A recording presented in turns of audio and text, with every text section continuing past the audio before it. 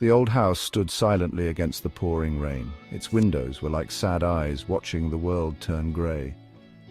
Ilara parked her car by the overgrown lawn, the engine sputtering to a stop. It was July 22nd, 2025, a Tuesday that felt heavy with the weight of the past. 10 years. It had been 10 long years since she last stood here, since the day her world had lost its colour.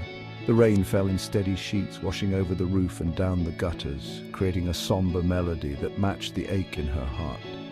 She took a deep breath, the air thick with the smell of wet earth and forgotten dreams, and walked towards the door that guarded so many of her memories. Inside, the house was a museum of a life left behind. Dust motes danced in the slivers of twilight, piercing through the grimy windows. Each piece of furniture, every faded photograph on the wall, whispered a story.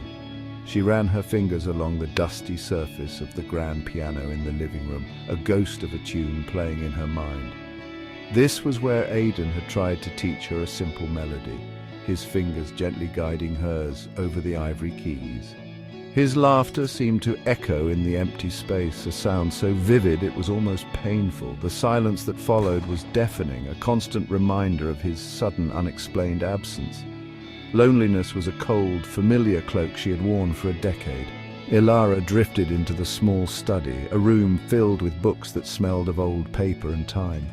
This was her father's sanctuary, but it had also been hers and Aidan's. They would spend hours here, lost in worlds of fantasy and adventure, their shoulders touching as they shared a book.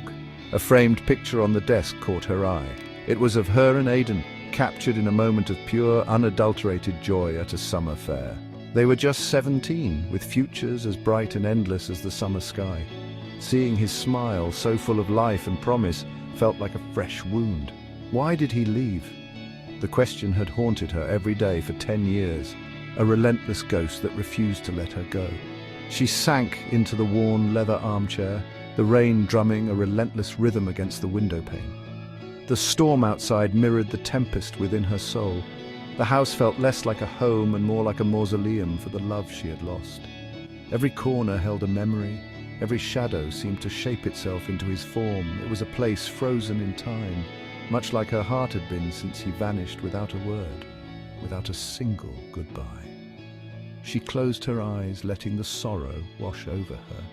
Coming back here was a mistake, she thought. It only amplified the emptiness, making the ghost of Aidan feel more real and his absence more profound.